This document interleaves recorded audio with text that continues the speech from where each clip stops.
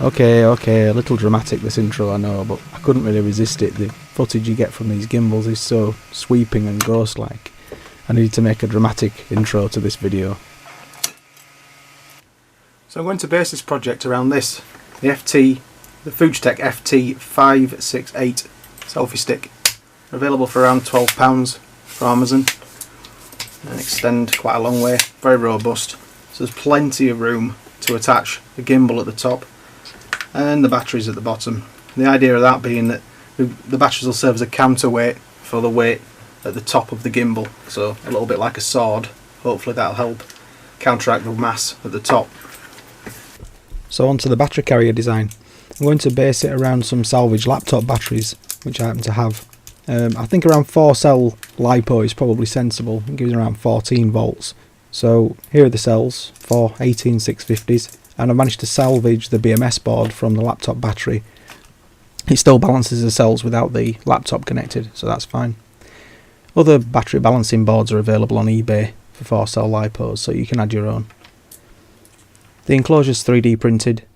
I originally started designing this in SketchUp, which I used to use for all my 3D printing designs, but when my PC died I transferred over to using FreeCAD, and after a little teething trouble I've actually come to really like it. It's a lot more versatile than SketchUp and enables me to do everything I could do before and a little more, and more professionally. So I'm very happy with the results from FreeCAD. You should try it if you haven't already. So it's time to print the parts, assemble the battery and install it on the selfie stick.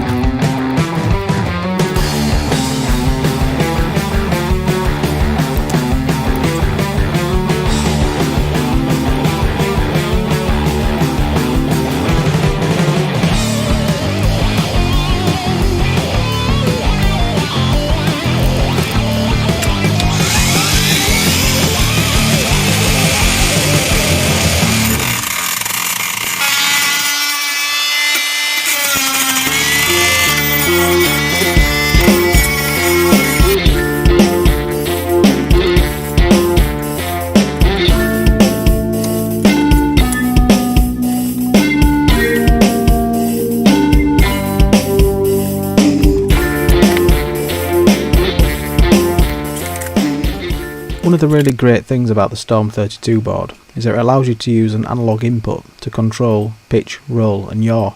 This can come from a PlayStation 2 joystick. So I've designed a simple 3D printed enclosure to mount the joystick board, which fits where the Bluetooth remote control used to fit on the selfie stick.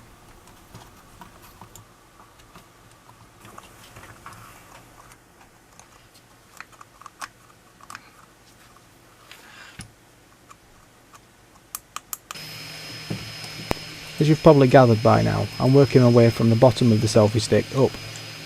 So this takes us to the Storm 32 board itself. It's ARM based and has an IMU on the main board and on a separate daughter board, and can drive the gimbal motors directly. The gimbal motors are available from Amazon at around £6 each, although I did have to wait a few weeks for them to arrive. They're capable of a 200 gram holding force I did notice during the design process that the balance of the actual mechanism itself is quite important. It's important to counterbalance the weight of the camera against that of the mechanism itself, so being tempted to make it very light is not always the best thing. It seems it's often best to add weight. In fact, that's what I had to do to counterbalance the camera, such that when the gimbal's turned off, the camera doesn't fall one way or another and just stays where it is. This saves on power and strain on the motors. It also makes PID configuration much easier. It's been a fun project, this. I hope you've enjoyed watching me enjoy myself, and I'll definitely be making use of this in future videos. If you fancy building one of these yourself, let me know and I'll make the files available, although most of it has been scratch building where the mechanism's concerned. I hope to see you again very soon with another video. Until next time, thanks for the click.